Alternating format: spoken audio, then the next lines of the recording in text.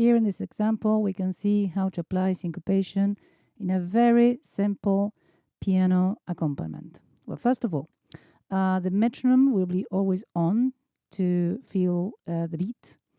We have 4/4 accompaniment or common time. Above we have the chords. This is in A minor. Below we have the beats. 1, 2, 3, and 4 crotchets or quarter notes, depending if you are using British or American English. The right hand for the first 6 bars, they have only crotchets, which means that the accompaniment matches the beat. It's very even, the surface rhythm, as you can see, matches the beat.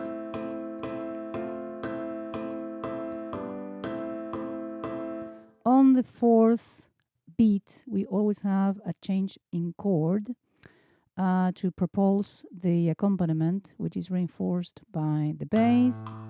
We have a dotted minim or dotted half note, and on the 4th, we have this upbeat that drives the accompaniment.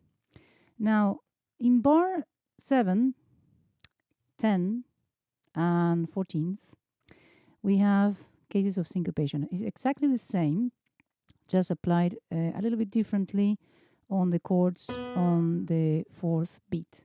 So basically, the syncopation or the definition of syncopation is a note or chord that is played on the weakest part of the beat. In this case, it can be the weakest part of the bar. In this case, it's the weakest part of the beat. So the second part of the second beat. And is prolonged to the 3rd beat, which is medium strong in this case. So the purpose of the syncopation is to break the pattern. Yeah, for the first 6 bars, as we heard, the surface rhythm matches the beat. Now on the 7th bar, we have the first syncopation, which we're going to listen to it right now. There you go. And we have 2 bars in between in which we return to this first pattern. Now, the second syncopation in bar 10, and now we have 3 bars or measures until the last one. What does it mean? By definition, the syncopation, as we said, is a break in the pattern. The pattern has been established in the first 6 bars. Now we have the break in the pattern. We have a reestablishment of the first pattern for 2 bars, and then 3 bars of wait until the last syncopation. So in the eyes of the listener, this means that we have, yes, a break, so it makes us pay attention on the first one. Then we have a reestablishment of the pattern. If not, if we keep repeating the syncopation, we'll establish the syncopation as a pattern.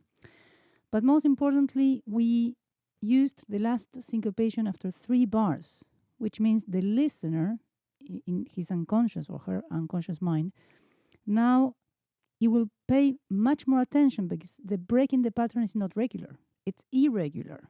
Yes? So 2 bars or measures and 3 bars here or measures until the last one. So this is a very, very useful tool when we're making an accompaniment.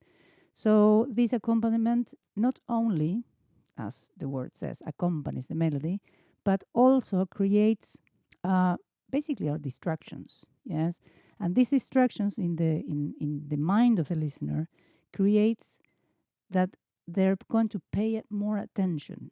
This is an unconscious process, but it does happen. So let's listen to the whole accompaniment now.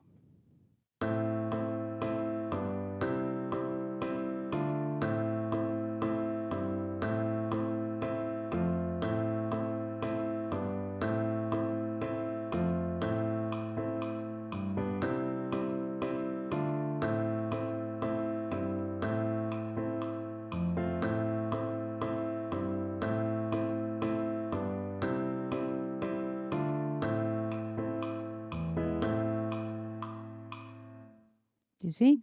Now, this example had the metronome, but we're going to listen to it once again, one more time, just to see how this will sound without the metronome and how this interruption of the pattern will be perceived.